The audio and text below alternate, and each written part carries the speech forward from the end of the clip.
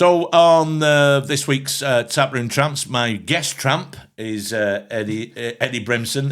Guest tramp. I've been tap called tramp. worse. No. I'll tell you the reason why we called Tap Room Tramps is because years ago, I was a pub, I finished work, I started talking about football at one side of the bar, and the landlady went, "Man, she went, you want to talk about shit like that? Get in the tap room with the rest of the tramps." So I thought, right, fair enough. Yeah. So that's where we are. So we talk about films, Harry Krishna, bands, music, Stereotypes. Yeah, I think we covered it all on this one.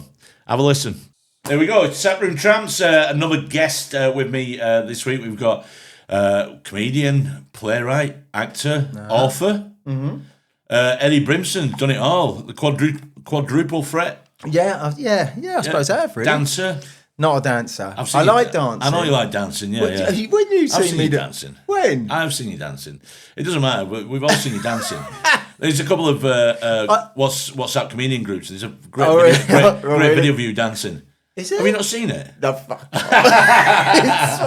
I like dancing, but I'm not a dancer. You're not a dancer? But I do like dancing. Yeah. All right. You were going to dance. I mean, what kind of I used to be a big raver.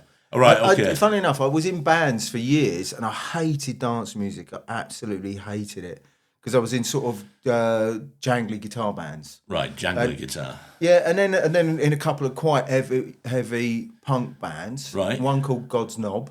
God's Knob, good name. Yeah, we never got booked. And but one called Dead Marines, which is very, very, very ahead of its time. Drum machine, 2 bass players, right? Just unbelievable guitarist. So I hated dance music until I stopped playing. Yeah. I just decided I've had enough. And I could. Do you want to hear a good? Go on. Fail, right? A real fail. I was in a band. My last band. I put bands together. We got very close to getting music deals, and then just as you're about to get it, someone in the band would go, "Oh, well, I can't take time off work." Right. And you're like, "Fuck! Why have we been doing this for 3 years?" Yeah. So I joined the band. Called Morgans, and who already were up and running. I just wanted to be the bass player. We got offered a record deal because 2 of my brothers worked in the music industry. He got us in. We were doing loads of showcases. We got offered a record deal, which would have put us on Jazz Summers label, and they were going to put us out with Killing Joke on the tour in South America. I'm like, fucking, this is heaven. This is perfect for what we do. And the rest of the band were like, "Oh no, we've got to do the other showcases." What other showcases? We were showcasing for all the majors. Yeah, of course, yeah. So we got to do that. I was like, "We ain't going to get a better deal than this. Yeah. That will suit us." No, we got to do the other. So over a period of weeks, we had these gigs. Slowly but surely, the record companies weren't turning up. Yeah. And once in that industry, once one passes on you, the others will start going, well. So, well, of course, they're going to be thinking, well, why don't anyone else? Well, they didn't sign with that first lot, so what's the problem with them? So we then went back. I kept saying, we've got to take this deal, and then they went back after about 6 weeks, and they goes, yeah, we're ready to sign. And he went, if we weren't good enough for you 6 weeks ago, we're not good enough for you now. Right? But we released a single that went to number 10 in the indie charts. And this is so typical me. I'm quite a loyal fella. Right? Yeah. My brother was tour managing Echo Belly, and I used to do I used to do a lot of the roadieing for them. So I'd drive them to gigs, set up the merch, set up the drums, and then go and sell the merch. I nearly killed them once. I was so tired on the way back on the M40. But they sacked their bass player, and I used to play bass. They sacked their bass player, and they said, "We need someone to fill in for 2 gigs." Bob went, "Will you do it?" And I went, "No, I'm with my band. We've just released a single. I'm not going to do it. You got to do it." "I don't want to do it." He made me go and do the rehearsal with him. So I rehearsed with him. And he goes, "Can you just fill into these 2 gigs?" "No, don't want to do it. Let's get someone else." Turned it down. 2 weeks later was when we turned down that record deal. And I left the band in a rage. And you know what 2 gigs were? Supporting REM at Huddersfield Town Football Stadium. Oh, mate, fucking And I turned it down. Oh, wow. But I mean, I've got so many stories of being an utter cock in my life. I've got so many things like that. That is incredible. What was the name of the hit you had, the top 10 indie hit? Half Girl, Half Jesus. Half Girl, Half Jesus. I think it was Half Girl, Half Jesus. Put the Morgans in. I played on the fucking whole of the album. There was a covers band in Oldham when I was growing up called Morgan's Every Which Way. But Half Girl, Half Jesus. Half Girl, Half Jesus. I did the album of this. I played the bass on every fucking song, and when they released the album after I left, I didn't even get credited. What? Why? Why? Fuming. Here's another one. Right? Difficult first album. I was doing Jongleurs in Southampton. Yeah. And this bloke rang me, said, I'm a massive fan of the band. Will you come on and do an interview on the radio? So I goes, yeah, right. So funnily enough, the studio's at Southampton St Mary's. Right? So I go in, we're talking away, and it's going, yeah, I love the band, this, and that. And I was sitting there thinking, this is, I don't remember that. I don't remember that. And he goes, I'm just going to play one of your songs. This is my favourite. And he put this song on, and it weren't and it's going out live. And I goes, mate, that's not the Morgans. And he went, oh, I thought you meant Morgan. I went, no, we were the Morgans. Oh. And it was a totally different band. So there's a band called Morgan? There was a band called Morgan. Oh, my God. Yeah. Maybe that's why... Live on radio. Oh, that's incredible. I'm fucking hell. That is incredible. Oh, my God. I've got loads of stories like that. Oh, that is unreal. So, yeah, you turn the chance... I mean, you could have ended up, being permanent bass player with Echo Belly after that. You could have... Yeah. I don't really think I was good enough, really. I would have probably pulled it off. They're back on tour at the moment. Yeah, they are. They're out and about. It's been quite a bit of an indie revival. Yeah. It was 90s bands. Yeah. From the Shine album era, I'll call it. Remember the Shine compilation albums? Oh, so right. There used to be all the indie bands in the 90s used to whatever They were all right. They were fine, yeah. I mean, I saw... No, they were, as people, they were nice people. Well, yeah, look, yeah. Great band, brilliant band. Yeah. I thought, anyway, yeah. So you're God's Knob. God's Knob. Yeah. There was my favourite name for a punk band. I think they were from the Manchester area. They were all lesbian punk band, and they're called Thundercunt. My mate Alan's got a punk band, still got them, called the Chineapple Punks. Oh, Chineapple. They're still out of Oh, I quite like that. They're great. Yeah, my favourite punk band at the minute, they're from South Wales or Bristol or Wales, Pizza Tramp. They're hilarious as well live. Very, very vocal, very political. Proper old school, but they are good. They are very good. I was talking to someone the other day about music. There you go, Pizza Tramp. About how... Oh, that looks quite cool. About how they... When I'm older than you, yeah, right? But music was political. It was actually saying... Yeah, the it was. Punk thing, the scar thing, and... Yeah, music actually said... And when was the last song you heard that someone actually said... It's probably fucking Rage Against the Machine were the last band that come out and... Yeah. I mean, and then they got him to number one as well at Christmas as well, just to prove a point to Simon Cowell. But I can't think of any. There's a couple of punk bands around, I suppose. Yeah, but there's nothing mainstream. Nothing mainstream. Not a movement. No, in the mainstream music, there was political bands. Yeah. People had political. They had things to say. I suppose. I mean, well, Kneecap probably the most political at the minute. Yeah, maybe. I'm not really. Bob Vylan. Bob Vylan would be probably the most. Yeah, he's probably the most. Yeah, but that comes from that punk ethos, though, doesn't it? So yeah, I think so. Yeah, I think so. Yeah, but everything was about everything the state of the country, and of course it was. Yeah, shit it was. Yeah, well, but also as well, I suppose it was easy to get away with a statement like that because it was in the newspaper the day after. Then it was gone. Mm-hmm. After nobody was screenshotting newspaper headlines, were they? Well, you say that. It's funny how stuff comes back to haunt people. Funny enough, I've been listening. Last week, I was listening to a podcast about the Sex Pistols. Right. And it's quite interesting listening to Johnny Lydon talking about, well, we weren't saying that. That's not what we were saying at all. Yeah. That's just how they portrayed us. And he comes across as seeing it very, very different to what the perception was. Even from someone like me, it's like, oh, I didn't really... Well, I mean, it might be controversial, but they were basically a posh boy band, weren't they? A bit of it, probably apart from Jonesy in it, but the rest of them, I mean, the way they were manufactured and put together... It's quite interesting hearing it, how the different ways of what's his name? Malcolm McLaren. Malcolm McLaren, the way he views it, and then... Well, yeah, I mean, Malcolm McLaren and Vivian Westwood as an image consultant for. Oh yeah, totally. You know what I mean? Totally. I mean, Fake punk were decent though. A few decent tracks. They were fucking amazing. Never mind the bollocks. He's must have. It's absolutely great. Yeah. But there was something a little bit manufactured about it. Oh yeah, totally. I like watching. If you watch all the old documentaries about them, you can always see Shane MacGowan bouncing about at the gigs. He was always. Can you? He's on the footage of all of them. It's so. And do you remember that punk film? Who was it? Who did it? Jam and Jubilee. Yeah. Where Adam Ant was in it, didn't speak in it. Toya Wilcox was in it. Yeah. I used to be a member of the Toya Wilcox fan club. Did you? Before. It's a mystery. Well, here's a funny thing. I used to be a massive fan of hers, and her early albums, like Sheep Farming and Barnet and all that, they're fucking weird. Right, yeah. It's almost crass weird. Oh, right, really? Right? They're like crass. Like... Not as fucking mental as crass. Yeah. But weird. They're very, very strange songs, and it's strange music. But me and my mate Pete went to see her in Dunstable, and we hitchhiked from Hemel, and we were hitchhiking back, and we're standing on the road that takes out the M1. This car pulls up. This bloke goes, "We goes, where are you going?" We're going, "Hemel, just drop us off." He goes, "Oh, have you been to the gig?" And we went, "Yeah." Got in the car with him, and he goes, "We're from the record company." And we're like, "Oh, fuck, we followed her all over. Because we just go everywhere to see her."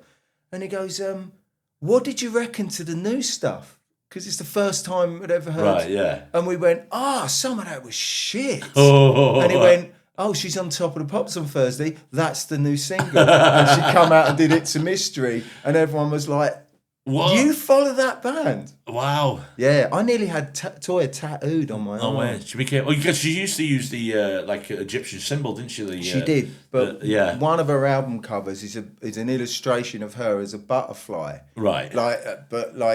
Almost like a nymph. Yeah. And I was gonna have that tattooed on. Imagine if I'd had that. I was never... It's a mystery. I didn't like it. I mean, I didn't really... shit. I wasn't aware of her early stuff. Hazel O'Connor I did like at the time. Yeah, Hazel O'Connor was different. Yeah. And then was it Breaking Glass or... Yeah, that was the big one that she had. Yeah. They're all out and about again now, aren't they? Yeah, they are. Yeah, what was the film she was in with Phil Daniels? It was called Breaking Glass, wasn't it? No, was it? She did do... Hazel O'Connor? Yeah, I think it was Breaking Glass. It was called Breaking Glass, wasn't it? And Toya was in Tempest and Quadrophenia. She became a born-again Christian, apparently, Toya. Did she? Yeah, I've seen her on Sunday morning TV talking about a newfound... See, I see her now, because she's had this big thing. She started doing them Sunday afternoon. Have you seen them? No, what? Oh, yeah, she's married to the guy from King Crimson, right? The guitarist. So they started doing these things on the internet. She's got massive, great big false tits. Yeah. Right? She wears absolutely nothing. Right. Over the really skimpy, and he just sits in the kitchen playing guitar, and she sings. So he does a cover of something, and he's quite an old boy now. They look like a weird couple, and she jumps up and down with her tits going everywhere. And of course, they've gone massive on the internet. Yeah, of course they have. Yeah, and that's what's massive tits always go massive on the internet, and that's what's brought her back into to everybody's. Just mainstream. Try and get a pic just for research purposes. Try and get up Toya Wilcox. What's it called? Sunday dinner. Toya Wilcox Sunday dinner. On YouTube. I mean, as a young boy, she was very fit. She was very rude on stage. There you are. There's there. Oh wow! See what I mean? And and she jumps up and look at this one. Yeah. You know, and she jumps up and down, and they go everywhere. And it looks heavily filtered as well. She's attractive, but. So he just sits there like that, looking quite weird. Look at this one; he's got the adamantine across his eyes, like a cook in a chair in a hotel room, just watching his wife. Yeah. They just do cover versions. Yeah, they're obviously a couple of wrong ones. Yeah, they look like a couple of wrong. Well, she was meant to be a born again Christian, but I don't know about that. Look, even the way she spelt "who" is a pair of tits on the W. Look. Yeah. But as a 12-year-old boy, it's great to go and watch live. She used to, I mean, we don't have to get away with it now, but she was quite filthy with a mic. Right. I wouldn't mind cleaning that off afterwards. Really? Yeah, I just remember coming on. It's heavily made up, and then It's a Mystery and so on. Oh, fuck. And that sounds like. But I wasn't aware of it. I wasn't aware of her early stuff. No, early stuff's very, very punk, very out there. Well, it would be if she was involved in that world. That's there's a reason why she was in the film Jubilee. What got her brought her to us? Because we was like 12, 11. We was all starting little bands out, and she was on a program called Shoestring, which was a detective. Oh yeah, thing. Trevor Reeve. And so she was on that. And and in the band, and I was like, "Oh, that band's fucking great." Next thing you know, she's playing at Watford College, at Castle College. So we went and saw her there, and it's like, "Yeah, I'll fucking have some of this." I remember, Trevor Reeve.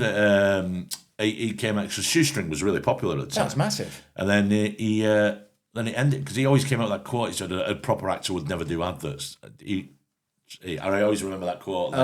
Then Shoestring ended. You never really saw him. I never saw him in anything again. No, I wouldn't recognise him. Remember as well at the same time as well the Chinese Detective. That's what it was called. Do you remember the Chinese Detective? I remember David the name. Yip. Type in Chinese Detective. David Yip. Yeah. Yeah. I mean, this was it was mad that he just called that. Oh yeah. Yeah. Fucking hell. Yeah, it was great. And there would be a lot of, I remember at the time, racism in the show as well, directed at him as well, which is, But it's mad that they... Different times. Why don't you just call it The Detective? I mean, you would do now. I don't know, you use what you got, don't you? Yeah, you do, yeah, but if you were pitching that now, you say, when they say, what's it about? You go, it's a detective. You go, who've you got in mind? They go, David Yip. And they go, the Chinese actor. Go, yeah. Oh, you're just going to call it a detective? You go, yeah, why? What? Oh. Do you think people... Everyone would be thinking it. Yeah, they would be. Yeah, because it makes sense, doesn't it? Yeah. I mean, it ran for a few. I remember it being really good. What would it be now? The person of Southeast Asian origin detective? No, I think they just call it Detective Yip. Detective Yip. I don't know what his character's name was. What was his character name in the? Don't. This could be wrong. He was born in Liverpool. This could go all wrong. Yeah, what was Chinese detective character name?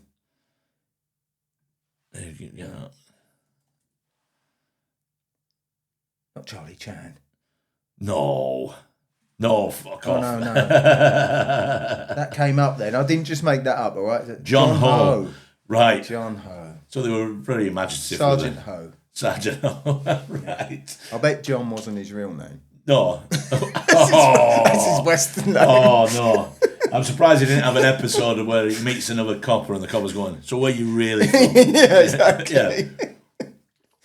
Yeah. I mean, they couldn't hide this. I've seen some old episodes of like Minder, and you think, oh God, yeah. I saw a clip yesterday. It's on my phone from Smith and Jones. Right. Fuck me, sideways. There's a copper in a morgue, right? And Griffiths Jones is dressed as an Arab with a head thing on. He's slightly browned. And they goes, can you identify your wife? And he pulls the thing back, shows her face, and he goes, no, I can't see her. And then he puts it just over her nose. It's just, goes, oh, that's her. It's like, how the fuck did they get away with that? Well, yeah. I mean, fucking hell. But what was that, 30 odd years ago? Fuck knows. I was an extra in a lot of those. Was you? Yeah, I did extra. I was a Harry Krishna in one of their sketches. Well, there you go, yeah. Harry Krishna game. A fake Krishna. All I've ever been is Harry Krishna, a gay fella or a fug. Is that it? Yeah. Yeah, it's all I've ever been. Well, somebody needs to write a character for the gay hooligan Krishna guy. That'd be. You'd watch that. Yeah, you'd watch that. What would I be called though? But I can imagine the opening scene is a football match. You're giving it a bit of that, right? You're giving it a bit of that, and then you got off. You leave your mates at the tube station. Oh, next week, who we got? Villeroy, yeah. And then you go and meet your boyfriend in the pub. Yeah. There's a scene you're snogging, and then you go home, and then you get your bells on and a bit of makeup, and then you're right on the street. Yeah, and also I'd only sing one song at the football, wouldn't it? Yeah. You'd have to follow Harry Kane around. Harry Kane. I could be a Watford fan, be Harry the Hornet. Harry the Hornet, yeah, Harry, of course. Harry Hornet, Harry. Yeah, that'd do. Yeah, why not? I've got a lot of time for the Harry Krishnas. I'm not a big fan of religion, but I've got a lot of time. I like the Harry. They seem happy. They do stuff. Yeah, that's what I like. But they're out and about and they feed people, and I like that. The Sikhs are very good at that. Sikhs are fantastic. Here in Manchester, they're absolutely superb. They've been doing it for a long time. Yeah. So let's go back to you. So you got into dance music after you stopped being a musician. Yeah, it's like taking a lot of drugs. Is that what? That's basically. It's funny how it works, isn't it? Yeah. That's how it was. So I started going to I was clubbing all the time, Friday, Saturday, all night. You were a whistleblower? No, the weirdest one I saw, and it was only happened for a little while. Did you have the thing up here where people would go out with a toothbrush? Yeah. And they'd clean. So I'd be someone to come up to you, dance opposite. They'd get a toothbrush out and they'd clean your teeth, and you'd clean theirs. Fucking hell! I remember being in this club in Tufnell Park, and this guy come up to it, and he got his toothbrush. He went, "I got you fucking." I was having the time of my life. So what the fuck? I seen people doing it with and stop themselves the gun because they're like dummy. You know, the dummy. Yeah, the girls used to wear the dummy. So a lot of that, I would see the toothbrush in the mouth as well, just to stop that. I think if they were grinding the teeth that much, they may as well keep them clean as well at the same time. I suppose so. Yeah, some weird stuff went on back then. But I used to like all that. It was a whistle thing. I made a 2-minute documentary thing which I've not put out yet. I'll have to put out about how the whistle was used to control the masses, from the first steam whistle at the mills and the mines to actually making young lads go over the top in 1916 to controlling games, working class games. You know, someone in charge with a whistle. That's interesting. And the only time we ever got control of it, we were fucked.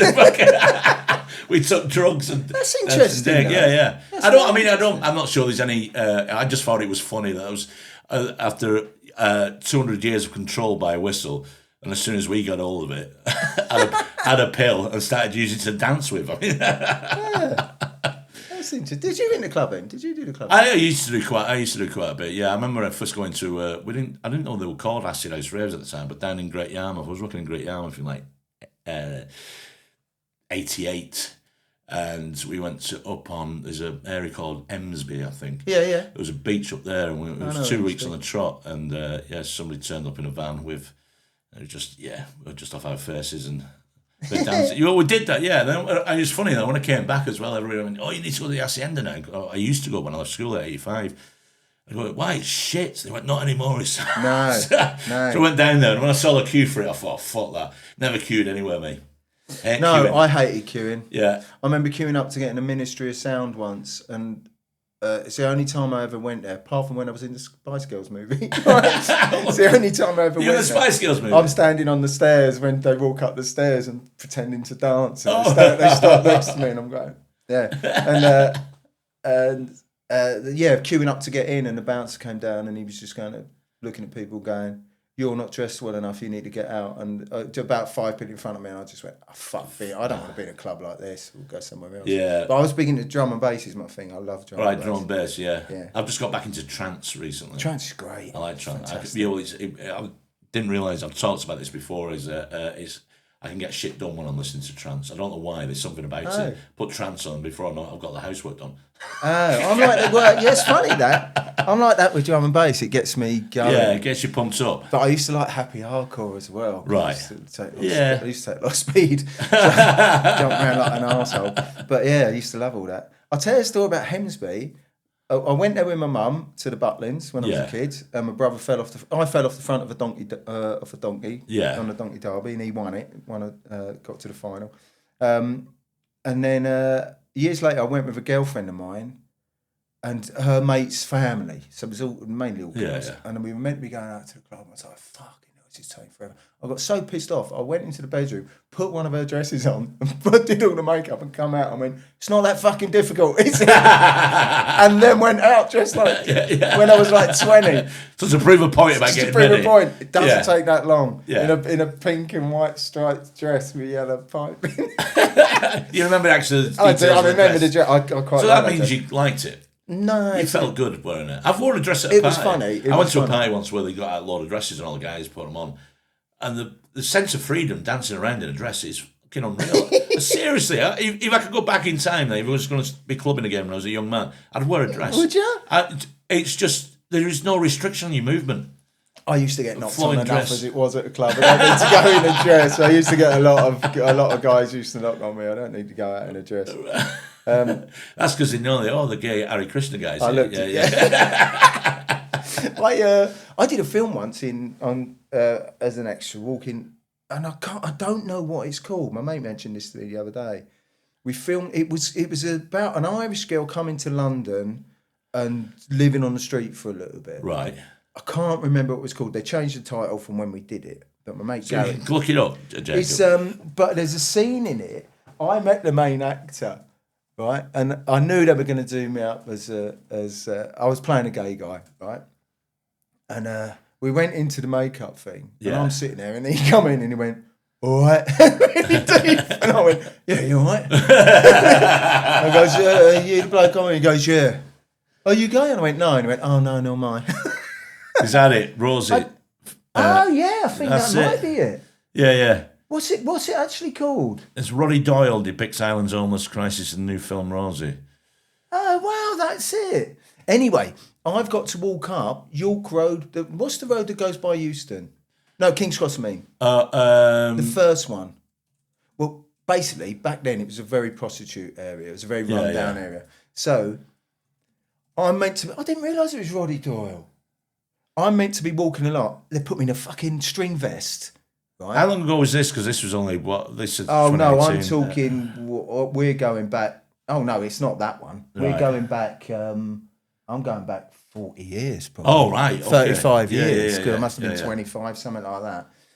Anyway, I got to walk along, I've got a string vest, trousers on, and we're walking along holding hands. But what happened is every time they went action, there were these two women who were obviously on the game above this shop, and every time we went action, they had this ghetto blaster music box and just turned it up full. cut, and then in the end, they go in and go, "How much do you want?" Exactly, we're losing money. Yeah, exactly. No one's coming in. Yeah, so exactly. Pay them off. It's fair enough. My favourite thing with the ghetto blaster. Have you ever seen the clip of they're doing an Orange March in Glasgow, and somebody's got they turn into a street. And he blasts out in a massive ghetto blaster. The finger bust is coming. So you've got all this. And it's a moment where it looks like it's in time to, the finger bust is coming. Brilliant. Have you not found it? Brilliant. No. Yeah, it's got a bit, it must have Who was in it? No idea. You've no idea? No, I used to do loads of stuff back then, but no idea. But it was, a girl came over from Ireland and was on the street in London. It's a tale as old as time. Yeah, it's quite common. Yeah, of course. Yeah, definitely. So apart from dance music, and also as well, let's chat to you as well because we also talk a lot here on about football as well. Mm-hmm. Now, you also have a big love of non-league football. I do indeed. Yes, you do. Yeah, which I mean, every now and again I go to a non-league game myself around the country. But it's Hemel Hempstead, isn't it? Well, Hemel, when I'm down south, if anyone asks me who I support Watford. Yeah, right? I know you Watford. But it's not the club that I grew up, and I haven't really got much time for them or the fans there at the moment because it's just such a shit pit of a club. Right. But I've always watched non-league, and I've always watched Hemel. Yeah. So if I go south now, I'll always go and watch Hemel Town first. But because of the nature of what we do, being on the road, if I'm on the road. And I know I'm going past the ground that I've not been to, non-league. Yeah. I'll go and watch a game there. Yeah. Because what I like about non-league is the football's actually, the standards. Pretty decent. Really fucking good. Yeah. We played Wigan in the FA Cup this year. We played them off the park. Yeah. And if there's any Wigan fans listening to this who were there, they would not agree with that. Disagree with that. Yeah, we played them off the park and we lost on penalties. It's the most disappointed I've ever been coming out of a football game. But the standard's really, really good. But when I'm on the road, I'll go anywhere I haven't been. Because what I like about it is I like the people. I always make a point. I go and watch Leek Town a lot. Yeah, I was going to say that because you're pretty local to Leek. Yeah, now. So I've got to know people there who I stand with. But I'll always make a point of talking to the away fans or if I go somewhere. Because all you have to do is go, so what's happening with your club at the moment? Bang. Everything you want to know, they'll tell you everything. They're really friendly because it really means something to them. And I think clubs at that level are a bit more ingrained in the community. Than I remember Leek Town always at strength. So when FC United started, they've been going about a year, and they were playing down at Bury. They used to play at Bury's ground. Yeah. And I went along to a game and they were playing League Town. And what was funny was the FC United fans, they'd all come from like United, FC, just changed the chant slightly to suit non-league football. And all these League Town, there's a couple of these League Town players warming up, the subs having a stretch, and all these United fans, like a couple of thousand of them as well, singing League Town Rent Boys, League Town Rent Boys.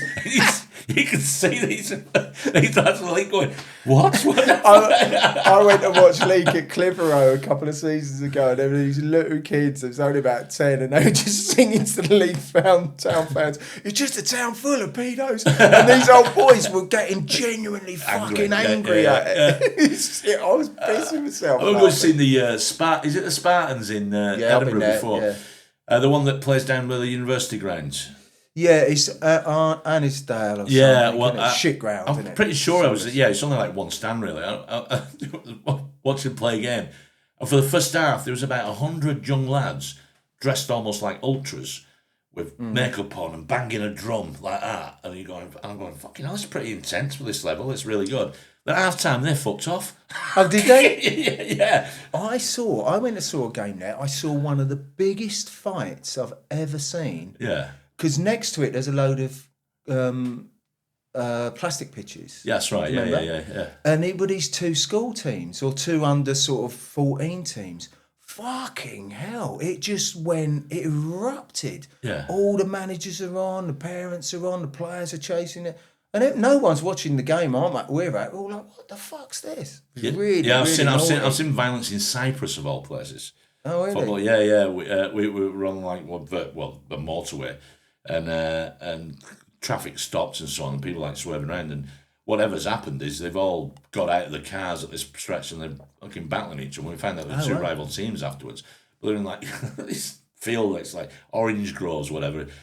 Beautiful surroundings. Absolutely stunning surroundings, but also really shit fighting. I mean, like, it was just a bit of stone throwing and a bit of chanting, and then somebody got out. I remember we were laughing because somebody had that, what they call it, a garden rake. Somebody had one of them in the right. Cool, blimey, you did some damage with that. But if you turn up to a fight with a garden rake, I mean... you got to use it or not. Because I always say it's like, because I live on the border of Lancashire and Yorkshire. I'm a Lancastrian. There's no doubt about that. But you got to keep your eye on Yorkshire people. They're not trustworthy. And where I border, I always say we have. I convinced one bloke one night that we have old 17th century militia kits. He said, "What do you mean?" He said, "Yeah, so it's in case there's another like War of the Roses situation. We've all got a militia. I'm part of a Lancashire militia, and we have a kit. We get given a kit." He went, "Do you mean a kit? What do you get given?" I said, "Well, we get a lantern and a pitchfork." He went, "Fucking hell." I said, "Yeah." I said, "So we meet every month and we go through a practice where we light our lantern. We have to light our lantern within 30 seconds, and our pitchfork has to be sharp." He went, "Fucking hell." He said, "I don't think Yorkshire's got anything like that." You're fucking talking to piss people can be fun, but it can be fucking. After it, sometimes you just go, "Oh my god, this is fucking awful." But yeah, so what would you? You should start that. You should the Lancashire militia. Yeah, but the problem is, we potholes. We're in training. I'd be worried about the Red Rose kind of, but I would be worried about because you get the wrong ones joining up, wouldn't you? Go, you will get something in. What are we having it then this weekend? You go, no, wrong. No matter what movement you try, eventually some wrong ones. Of course, they can't help themselves. It's like. I saw a protest last year, and somebody was protesting in the States, something about Disney. Disney have done something woke, apparently. Who knew, right? And there was some protest about it, and then there's somebody in the I don't think you can find it online. There's a couple of guys like balaclavaed up with like throwing bricks, and you go, "It's a protest against Disney." What are you doing? Do you know what? If you don't like Disney, don't subscribe. Just don't watch it. Just don't watch it. Don't get into manga cartoons instead. Exactly. Yeah. Something different. I mean, I don't mind. I don't mind anybody. When was the last time you protest? When was the last time you were on a protest? I can't remember. I've done a fair bit in my time, but I can't remember.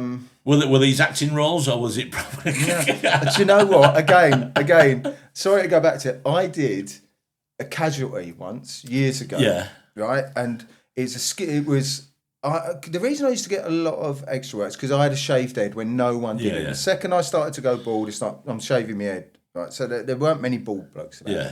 And we did this casualty in Bristol where there was it was based on the far right bookshop that was in Welling. So they wanted some skinheads, right? So I know a lot of mates who we used to go hunt saboteuring. So we could look a bit rough, right? Yeah. So I got them all on board. But they only got about 9 of us, right? So, and they had about 200 extras who came round, right? And it's a protest. So they come round. It goes, when they come round, you come out of the bookshop, you start throwing these bricks. They're like polystyrene bricks, right? So it goes, action! They all come round. They're all their placards. We come out. It's fuck, giving it all that. Cut.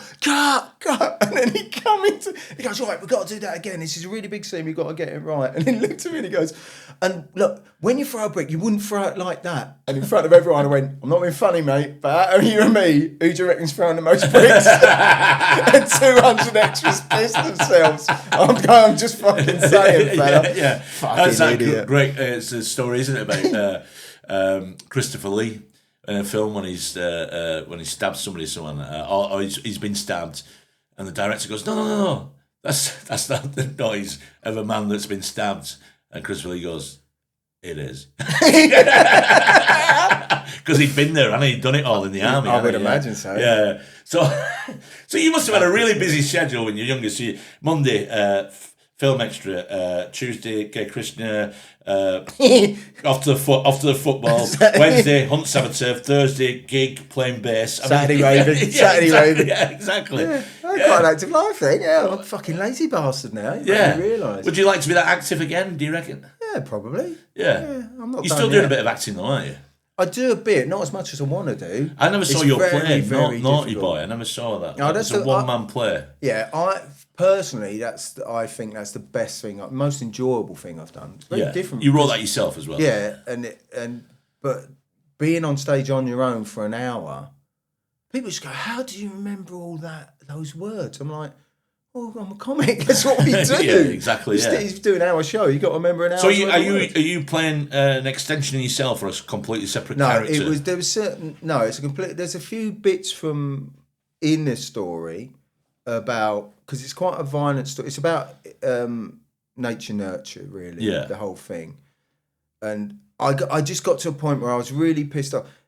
I do get a little pissed off the way society's gone, that everybody's got an excuse. Yeah. For being a bit of a cunt. Uh-huh. And sometimes there isn't really an excuse. Some people are just. And that's kind of the point. Yeah. That he makes all the way. So in the story, it's sort of built up, this happened to me when I was young, this happened to me when I was young, and da-da-da-da. And then basically it comes together at the end to go, but the truth is, I'm just a bit of a cunt. Right. That's the whole point behind it. So very, very political. Yeah. And so there's a few characters in it, but I played all the characters. Oh, you play all the characters? Yeah, because I mean, I started writing I'll have to finish at some point, a one-man play myself about a guy who works in a call centre. It's just how his day unfolds. The problem I had, I knew I was going to have to be playing somebody different, but I kept thinking when I'd write stuff going, I wouldn't say that. And then I had to keep reminding myself going, it's not me saying it. It's not yeah, exactly, yeah. So that's separating it as well. Are you ever going to put it on again? You ever going to? I did it in Australia at Perth Festival, won an award, best player. Nice one, yeah. And then it kind because I did it in 2019, and then I was just putting a tour together, and COVID hit. Fuck. And then it was like, oh, okay. And then when you're trying to get going again, it's like all the stuff that got knocked back during COVID has to go in first. Yeah. So you just kind of lose momentum. You've ever filmed it? No, I did film it once, but it wasn't right. It didn't come across right. It sounds like something you could be filmed on a low budget. You could do, you know. Oh, no, I'd film it exactly as it was done. Yeah. So it's just me. I mean, a white t-shirt, white. You might be out here then, but we can hear. Yeah, they're coming. The gay Krishna's here. Yeah. Please don't come out well in this in Naughty Boy. That's for sure. All the coppers, yeah. Yeah, I'm not a big fan of the old Bill. But so I'm just dressed in white in a black box theatre. Yeah. That's all I need because it's really all about the words. Yeah. So, but it's the most enjoyable thing I've ever done. It's the best thing I've ever written by a mile. Yeah. And people have said to me, "Could you?" It's really weird. It's a bit defeatist, but people said to me, "You got to do another one." It's like I don't think I can do that well again. Right. Which is defeatist, but I kind of put every thought I've ever had. The weirdest thing is, at the same time, or just after I did that, my brother Bob, he's a really good bass player, very good musician. He started making music for himself, and he put this album together. It's a punk album, and we're working totally separate. They're called Newtown Aces. It's fucking incredible. Right, yeah. And I'm not saying that because he's my brother, but the music is fucking incredible. One of the best albums I've heard in years. But all of his songs mirror exactly what's in the play. The ethos of what he's talking about. Yeah. And coming from a small town. That's political. Yeah, His album's really political. Yeah. And so I've been toying with this idea of mixing his songs with another narrative. Oh, because right, I could easily now pick 5 or 6 chapters out of the book that I wrote and do that monologue and then go straight into one of his songs, and it would fit perfect. And it'd look great because it'd be very different. It'd be a very different idea. It's interesting though. You were even though you weren't collaborating on it, you were going through different, or more or less the same sort of thought process at the same time. Yeah. While he was putting that album together, and you're writing. Yeah, and we got a similar. Well, we have got a similar political outlook, but I'm much more far left. Right. Very far left. Yeah. In my outlook. He's a bit more. Well, he's right leaning. Yeah. But the songs mirror. Because I've never said this to him, but I think the stuff that he's got in his songs I was surprised he wrote those songs. Right. But there's a lot of energy. Talking about the far left dude, somebody knew in Oldham, God rest his soul, he died a few years ago, but he was well known. Talking about far left, he was far left, yeah. Right. And apparently Combat 18 didn't like him. And a couple of lads, a couple of these Combat 18 lads saw him playing pool in a pub and approached him and said, "Oh, we know all about you. We know who you are. You're a communist." And this is how he confused him. He went, "Oh, no, I'm not a communist." But no, we've heard you out. He went, "No, communism is far too right-wing for me." Fair play to you. Which apparently the story is he left him rather puzzled. Yeah. Two lads, he couldn't figure out what he was saying. So I mean, I know we've discussed your politics in the past. And and it's good to do something like that to make people. I did that play, and do you know Joe Romerio from a long time ago? No. Oh yes, I know. Yeah, I did a play. I did a play of hers in Edinburgh in 2015. Was it? Yeah, James Dowdeswell was in it. No. Oh, was he not? No. Oh, it must have been the year after. Yeah, it must have been. I've seen a couple of her plays. Right, yeah. But she come and saw Naughty Boy. I did it in Camden, and afterwards she went, "Are you sure you're okay?" And I went, "Yeah, it's just a play." She went, "Are you sure? There's a lot of issues you've tackled in there." And I'm fine. Yeah. But it was weird. I'd go and do that year at Edinburgh. I would do that at 3:00, and then at 8:00 go and do an hour's stand-up. So it was like bang, bang, totally different. Because at Edinburgh I do weird shit. I don't do normal stand-up. I do weird stuff. So Yeah, it's good. So I mean, you talk about your political views. So how are you in a pub environment when? Because I mean, a lot of places around drink, you'll get varying views, political views, and sometimes you get some and you think, "Fucking hell, you need to do a winding your neck in a bit there, pal." Totally. I've got mates who believe, and I think it's quite healthy to have people in your life who believe. They've got to be different. It's got to be different. Yeah. We live in this fucking comedy bubble where everybody's meant to say the same thing. Everybody's meant to support the same thing. And the real world ain't like that. You're either... If you read... the media... This is my opinion, obviously. The media is... And the bubble we live in, you're either that side, all that side, or you're all that side. And the real world ain't like that. No. You can go, I think they're arseholes, but... That's quite a good point. Yeah. I kind of get where they're coming from there. But all the political parties, there's never any. I don't think in all my life I've ever heard one political party go, "Oh yeah, that's quite good idea they've got there." Yeah. And just take it. Yeah, of course. Yeah, and run with it for the benefit of everybody else. Yeah. You know, and so yeah, it's quite weird. But I've got mates who come from all different angles. I've got Tory mates. So have I. I've got Tory mates. Of course I have, and I'll never shut that down as well. I'm not one for like. Unless the portrayed, shall we say, moments of proper extremism, then I might think, oh, hang on a minute, mate. We might need to restructure our friendship boundaries here because I've dipped a few out.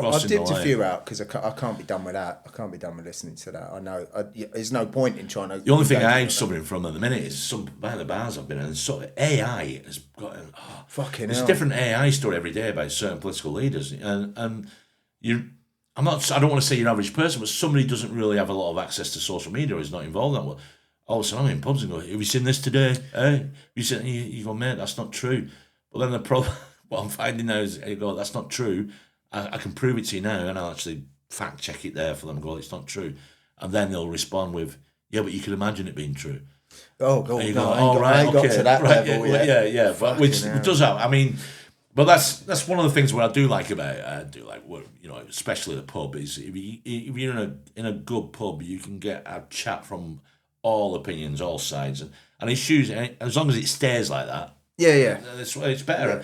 But that's what I worry about as well. I mean, it's part of the reason why I do Tap Room Tramps is the pub's dying, and that way of discourse and exchanging opinions in person with someone is going. And everyone gets more insular, and they go onto the internet and they find people who think exactly the same as them, and then they think the whole world thinks like that. Exactly. And then they come out of their bubble, and it's like, fuck. Someone doesn't agree with me. This is what I mean. It's thanks to fucking I and the pub trade, but I think it's important socially and for people's development as well. Even if you don't drink, a pub's great for you. I think it's good for you. Totally. You're interacting with people. It's social. Yeah. We're meant to be social. We're not meant to be insular. But I was down in Brighton the week before last, and going to a pub with Lou. 2 pints, it's like just under 14 quid, and I'm like, fucking hell. Oh yeah. Yeah, I was in London the weekend, and one of the bars was in 2 pints was £15.50. Fuck, for 2 pints. I mean, that's £7.75 a fucking pint. I know, it's crazy. That's absolutely crazy. Yeah. Luckily, where I live, we've got some good pubs. They're busy, and the stupid thing is, because they're reasonable, they're busy. Of course they're busy. Yeah, of course, that's what happens. Okay. Yeah, exactly. Yeah. Well, it's also message to anybody. Save your local pub. Seriously, when it's gone, it's really important. It's really important. Where else are you going to go and have a whinge and a moan? But mates I met in the pub, apart from the mates at school, are still the same mates I know 40 years later when I started drinking in boozers. They're the people, if I go to Emil, that I'll still see when I go to Emil, go back, they'll be at Emil Town. Yeah. And it's like, we kind of grew up together. So you just talk to them like you did back then. Yeah, it's one of my local pubs is, if I go in there midweek usually, there's a few of the same blokes that always go to Mosley FC, and they're always in there afterwards for a pint. Yeah, but they're always in there for a pint afterwards. All right. And a bit of a debrief, about the game. Supposedly the oldest chip shop in the UK. Mosley, yes, apparently it is. It's the oldest chip shop in the UK. It's fried fish and chip shop. Nobody knows. There's a lot of people have laid claim to this. Yes. But mostly they reckon it is. They reckon it is, yeah. I can't remember what it's called. There's another one. I went to a different one. They're called Number. Oh, yeah, because your chippy reviews. Yeah, I don't do them anymore. Why I got to 100. I did 100, and I was just like, I can't just keep doing this. Because I was in London, all right. So there's one we agree on, which the Fries Delight, which is fucking stunning. Theobald which Street. I do love. Yeah. Seriously, Fries Delight on Theobald Street. Theobald Street in Holborn. Yeah. Or Theobald Road. Cheap as well for London for chips. Only take cash. There you go. Yeah, that's why it's cheap. Only take cash. And, it's like 3 old boys behind there. Old Formica. Yeah. Looks like it hasn't been decorated since the 60s. Yeah, there's a cracking chippy as well by Clapton Library, which is, I can't remember the name of it, fucking a superb chippy. So London has some good ones, but it also has loads that lay claim to being the world's famous fish and chip. And they're not. They're shite. The most I paid for a portion of chips in London was £6. Fucking hell, you're kidding. No. Wow. Yeah. The most I paid, I think, in the 2 years I was doing them, I paid £4 for There's a comedian called John Wagstaff, very funny. Right. I don't know if you know John. He lives in Tewkesbury. He's very, very funny and a lovely fellow with it.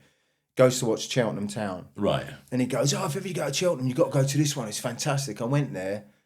It was £4 and they were possibly the worst chips I've ever had. Oh. They were fucking disgraceful on a Sunday afternoon. And then I rang him up and I goes, you arsehole, what the fuck just sent me? He goes, oh no, I've never been. He goes, my mate's just said it's really good. I was like, you wanker. You wanker. But what it did, it destroyed my enjoyment of chips. Did it? Yeah. There's nothing better than just going, I fancy a bag of chips. For heaven for me is going to football at night, a little bit of drizzle, chip shop, buy a bag of chips in paper, and you walk along while it's drizzling, and you're walking towards the lights. You can smell the vinegar. And it's fucking, don't have vinegar. Right? What? Just salt, right? And then that's heaven. Right. But then all of a sudden, it's like, a bag of chips. Oh, fuck, I've got to film this fucking thing. Like, I'm outside this chip shop, and I just want to eat a bag of chips. Yeah. And so doing the filming just stopped my enjoyment. Yeah, my theory with yours, I used to watch your chip review, and I think you went too high early on with a score, and you've never did go high. Yeah, you've never. I see now. No, that was why it started though. Yeah, I know. Yeah, but I've been to that one a couple of times, and it's not as great as you. Oh, it's incredible. It's not. It's still up there. I know, but you went too high with the score. No. Yes, that was the benchmark. It wasn't. And I never found anything better. Fries Delight. Fries Delight, probably better. Yeah. It's. I do like a good chippy. I've been to a few around the country. It's a great one in Is it Prestwich? Yeah. Number 9 or number 8. Oh, right, yeah. Fucking good. Is it a good chip? Very, very good. Yeah, but I've noticed you've been slightly prejudiced with your northern scores and your southern scores. No. Yeah, seriously, honestly, you have. No, it's my opinion. Top 5 were those two in London. The number 9 and number 8 are what it's called. One in Harrogate. No, it's pretty good. Oh, right, okay. Where was shit, which surprised me, whenever I went to the West Country, they were always shit. Really? Yeah. Do you know what are stunning, and they're all good for the fish and chips, is you've been to Whitby Bay? I'd never did Whitby. I've been there, but I never did that. I've been there for all the fish and chips wherever you go are stunning, but they have to be because they're famous for it. Yeah, you cannot be the shit chippy. You know what I mean? You can't be. It's like the Curry Mile in Manchester. Well, the reason they're all good is because you've got to be, because there's so much competition on the same street.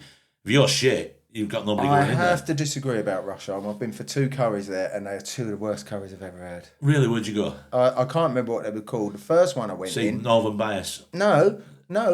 I love a curry. Right, yeah. I absolutely love curry. But I remember going into one on my own before gigging. It's the first time I'd ever went to the Curry Mile. And I ordered... My thing is a Danzak, right? Lentils. Right, yeah. Lentils? Yeah. You come back, it's like creamy white, creamy. Right. And I went, mate, that's not a Danzak. Yeah. And he went, yes, it is. I goes, there's no lentils in it. He goes, Danzak don't have lentils. I goes, Danzak's lentils, sweet and sour. And he goes, it's not a Danzak. It's the only time ever I've gone, hey, mate, there's the money. And walked out and left it. So you didn't eat it, but you still paid I had for a bit, but I paid for it. Right, okay, fine, fair enough. He goes, that's not a Danzak. He goes, there's lentils in it. I went, no, it's not. Yeah, that's how we do Danzak. No, it's not. No, that's what he said. Yeah, but it's not how they do Danzak. Because I think he'd realised I made the wrong thing. Yeah, but I'm not taking it back. Yeah, of course. I just gave him the money. I went, and as these couple were walking in, and it's so typical me. I'm so petty. As these couple came in, I walked out and I went, don't eat in here, mate. It's shit.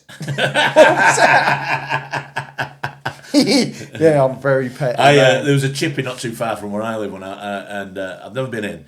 And I walked in, and the reason why I went in, I could see actually they were doing their homemade cheese onion pie, like a good bit of homemade cheese onion pie. So I said, I'll have a piece of that, please. It was decent size. And I said, throw a few chips on there as well. And then when he opened the chip and I saw the chips, instead of the chips, I went, no. He went, well, I went, no. I said, no, I don't want any chips. Do you want the pie? I went, no, I can't. I said, I don't think I'll eat for the rest of the day. I said, well, I don't know what they are. And he went, it's a bit rude. And I realised I was being rude. I was just vocalising because if you'd seen them, you'd have stayed away, you'd have gone, the fuck are them? And it was one of them moments, what the fuck are them? You can't be selling that. You can't be selling shit like that. No. Yeah. So tried it once, walked in, never been in since. I had a proper cheese pie in, what was it, Didsley? What's Didsbury? No, over near Oldham Way. Disley, is it? Disley, that's down near. That's over Stockport. They were sat at Stockport. Oh yeah, well down there last week. Yeah. And it fucking hell in the Dandy Cock pub called the Dandy Cock. It's a great name for a pub. Yeah. I like that. In there, lunchtime, cheese pie. Fucking hell. Yeah. It was lovely. It was proper. I love it. Talking about pubs, right? So it's Dandy Cock just reminded me the weirdest thing that happened in the States 2025. Try and find it, Jacob. There's a thing where cockfighting has become legal in one of the states. San Francisco? But one of them has to. One of them has to. Yeah. One of them has to be a real bird, and one has to be a robot. No. Yeah, seriously. No. Yeah. Cockfighting despite ban. No. So cockfighting with a robot. Surely not. Robot rooster. Oakland. High-tech cockfighting. High-tech cockfighting law. There we go. Oh my god. Yeah. See? So they've got a robot. Wow. Wow. Yeah, I just want to see. Was it Craig Charles did the original Robot Wars on TV? Get him doing this as well. Cockfighting Wars. Because what they do. Did you ever see the footage of the guy who got killed by his own cock in the cockfighting? You know, they put blades on them. Yeah. Span round, took his femoral artery. Well, do you know what? Well, yeah, I haven't got a lot exactly. of sympathy for them. I mean, fuck them. I mean, they're vicious enough. Why they've got to put blades on them? You know, it's tooling up. If you're tooling up your cock, you don't do it with anything else. I mean, but.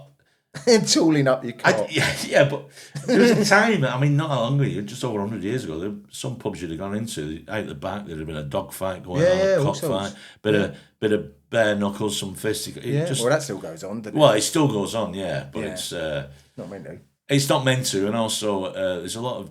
I've seen a lot of... Any trouble I've seen recently has been some deranged fucker, because he's cocked off his head, thinks he can take on a pub, which... Oh, there's always been deranged fuckers, but other than coke. Coke. Yeah. Coke and alcohol is the worst combination. I think so. I think because you've got aggression and confidence. Yes. And second worst to that is I've taken me a while to figure it out is edibles with alcohol. I've not done any edibles. I like my edibles, but the trick is don't have too much beer with your edible. Why? What? I don't know whether it's sort of exaggerated what's going on, but you end up fucked. Oh, right. It's called being crossfaded. Is that what it's called? Crossfaded? Is that what they call it? Yeah. Well, you don't get aggressive, sure. No, but I've had people have to phone taxis for me. Oh, right, fair enough. Mick can't move again. I was so pissed on Saturday, apparently, at Sunday, at my mate's house. I told Louise to shush. I told my missus, she goes, I thought it was really funny. And I goes, I never did that. She went, you told me to shush. And I went, wow, what? That's not right. Yeah. That's not right. Yeah. At any stage. And she went, no, because I started talking. You went, Lou, shh. I didn't. She goes, she was very pissed. And I went, I wasn't that pissed. She went, you was. There's a mate of mine, Richie, is drummer, brilliant. But we started a thing we're still gonna get punched when we're pissed. So I was talking to you I was just like wanting to say something be nice, but we do it to people. Just go. I'm waiting for somebody to grab it one day and break my finger. But we're doing it when we're pissed. We're going. You've got to know who you're with there. Exactly, yeah. Well, he's hilarious when he gets drunk. When he gets drunk, he gets gay drunk. Rude, but it's funny. But I don't think when he met me that I could outdo him for that. And so all right, if you're going to be gay pissed, I'll be more gay pissed than you are. To the point where I've had him scared. And it's like, what the fuck's going on? Wake up in the morning together, back to back. Right, okay. So, what are your plans for 2026? What's happening this year? The plans? I've got two things. I've got two things going on. I've got an idea for a film, right? Which I actually think now I'm writing it is a better TV series, but it's a horror. Yeah, I love horror stuff. So do I. So it's a horror. I like low budget stuff though. Yeah, I think this would be low. The idea was to write it low budget, but it's a werewolf thing. Right. Yeah, so it's quite interesting trying to write something that's totally different to whatever you've done before.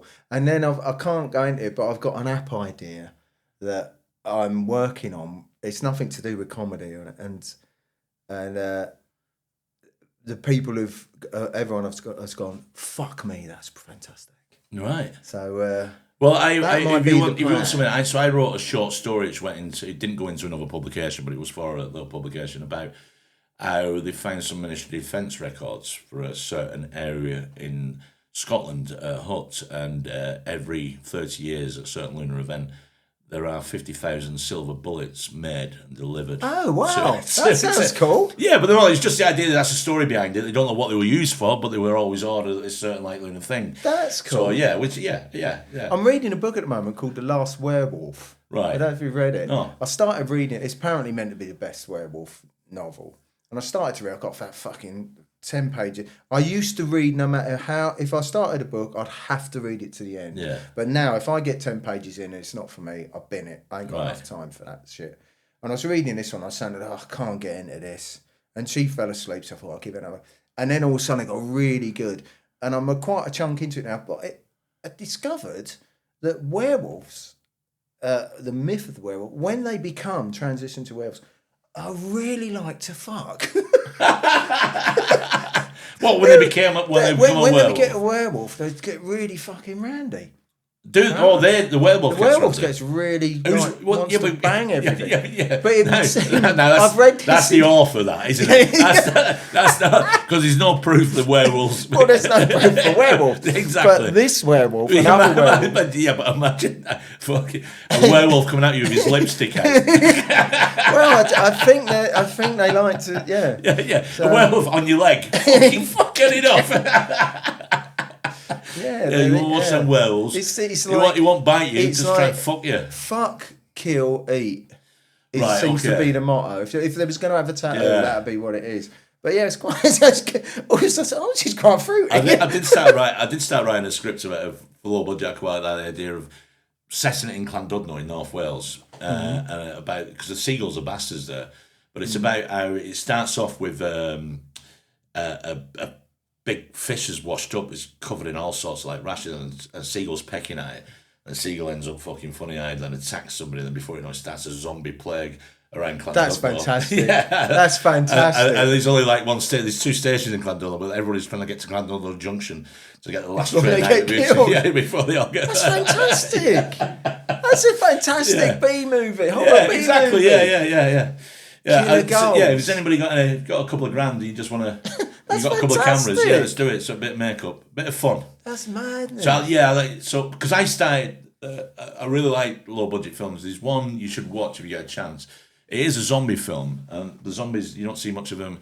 It's called The Battery, and it was made about 2010 in States for $6,500. It's about 2 ex-baseball players. The zombie apocalypse has happened. They're going through the backwaters of America. So it's scripted a lot. There's a lot of dialogue because of this.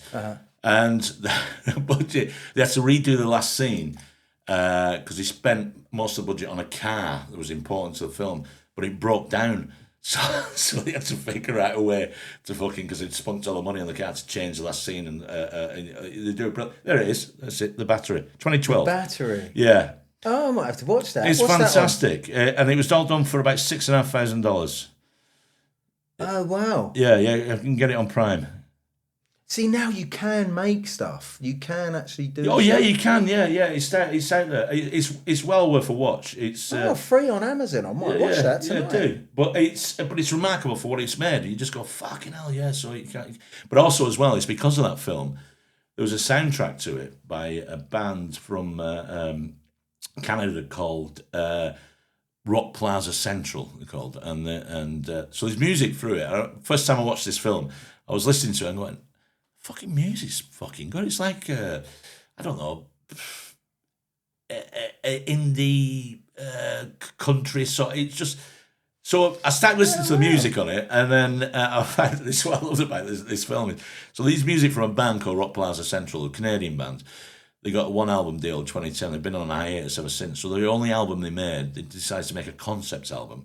Oh, right, and it's called Are We Not Horses? And the concept is it's about 6-legged bionic horses that are going through an existential crisis.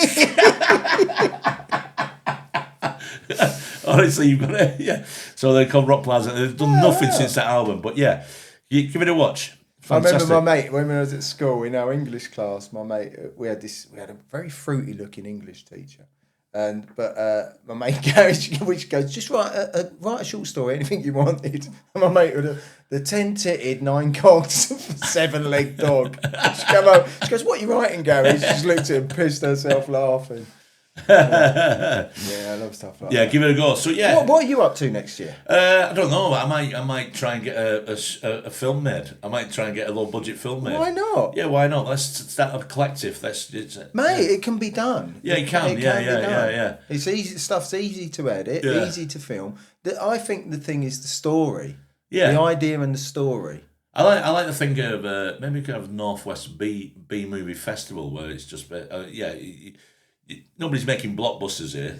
They're making, but they're making that 80-minute film you'd see before the main thing, which they don't do anymore. They don't. Well, there's the 24-hour film thing, isn't there? Where you make you sign up for it. I did it in Edinburgh with Rick Mulland because he's big on his films. Really, he knows what he's doing. But basically, you sign up, you pay a registration fee, and then you've got to film it. No, 48 hours. You've got to film it and edit it and submit it. Right. And it's quite a big thing, 48-hour film festival. Yeah. Well, and what they do is you sign up. What's the minimum time on it? What's it? You've got 48 hours. No, I mean. Oh no, they're usually about anything from 2 to 5 minutes. Right. Okay. But there you go. All right. But you sign up, and then they tell on the Friday or whatever, the Friday night they release whatever it's 2 or 3 things, what the genre is, and then so what you the kind of story. Right, so you don't know what you're doing, so you can't prepare. Yeah. And then you just got to sit down, write it, and get out and film it, and then edit it. Yeah. Yeah, it's quite interesting. I might do that. Some really good stuff was made in the one I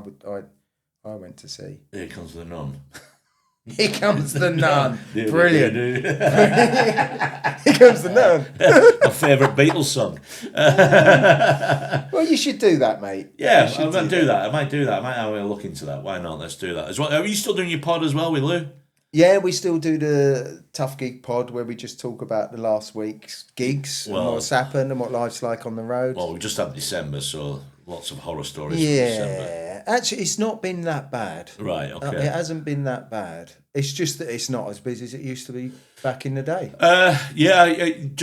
One thing I've noticed that actually about working on the circuit, I don't know if people are feeling the pinch now. It just doesn't seem to be, It's weird. I thought the circuit up until May was really doing well. Healthy, yeah. And then that first heat wave hit and it just fell off a cliff. The worst summer ever, without a doubt. Yeah. My time. Yeah, since lockdown. Yeah. Yeah. Since lockdown. So it's been a rougher year this year, and it's just not the same amount of gigs. I remember doing Leeds Jonglers 21 days on the trot. Wow. One. Yeah, they only had one show on. Why were we there 21 days? But earn a fortune. Yeah. Because you got paid more money back then. Yeah. Didn't you, for the Christmas gigs? Yeah. There's not many places do time and a half anymore. No, I know, but I remember once there being there when it was Leeds Jonglers, and you had to. So I didn't need a hotel because obviously where I live, but acts had travelled up from the south, and you had to pay for your hotel up front, and then you get your money back after for the hotel. But they put them up in the Malmaison. So it was Christmas, so they were coming in and saying they've just had to spend $3,500 on the hotel bill, and then this was at the time when they were starting not to pay people and so on. So some people got screwed for hotel money and everything. Oh no! Luckily, when I did it, they put me in the Queen's, right? Which is of course they did. Yeah. My rep goes in forward. Yeah. But I had 21. No, I had about a week and a half in the Queen's, and then went to a hotel opposite. Right. 21 days in Leeds. Perfect. Yeah, it was fucking great. 21 days in Leeds. 21 days in Leeds. It does sound like a song. I like Leeds. Leeds is a good city. Great city. It's a good city. Surrounding areas, but it's a good city. There are some bad surrounding. If you ever go to Batley, the town just outside Leeds, Batley. Yeah. As you're driving on the motorway, they've got a sign that advertises a local massage parlour. Yes. You don't normally see signs. They've got the brown sign telling you the attractions. You're driving to Batley, there's a sign advertising a massage parlour. Wow. Come to Batley. Yeah. This has been great. Thank you for doing this. It's been a lot of fun, mate. Always a pleasure. Thank you very much. Thank you for coming on. And good luck. You make a film this year, I'll make a film. Yeah, You be in my film, I'll be in your film. Okay, that's how we'll do it. We'll start doing it like open mic promoters. Or we could write a play about the Lancashire militia. Yeah, and I'll come up from the south. Actually, that might be a good thing to find out. This is still a secret society, the Lancashire militia. It still exists. I could be a Harry Krishna undercover copper. The Krishna detective. Yeah, the Krishna. Yeah. We'll call you Barry Ho. Yeah. Barry Harry. Barry Harry. It's a great name, Barry Harry. Barry. The Barry Harrys. The punk band, the Barry Harrys. You go and watch them, wouldn't you? Totally. Totally. Definitely. Did you ever play anything? Did you ever? Oh, I can play a few chords. When I was at a band, we had a band at school and never did anything. We thought we were being quite, how should we put it, mysterious, and because we were into stuff like Joy Division and all that kind of stuff. So we were going to call ourselves Oral Vision, but oral spelled AURAL as in sound. Oh wow! Oral Vision. That was it. Yeah. Okay. Yeah. So we talked about it a lot. Did fuck all. Good for a prog rock band. Yeah. But, Exactly. Yeah. And I fucking hate prog rock. I hate it. I despise it. Because you listen to it, and there's so many musicians as well in open mic nights who play it. And I go, that song, you got to the 3-minute mark, that song was done. It does not need now 4 minutes of fucking unnecessary guitar. Yeah. It's jazz for me. I hate jazz as well. I cannot fucking bear jazz. No, I hate jazz.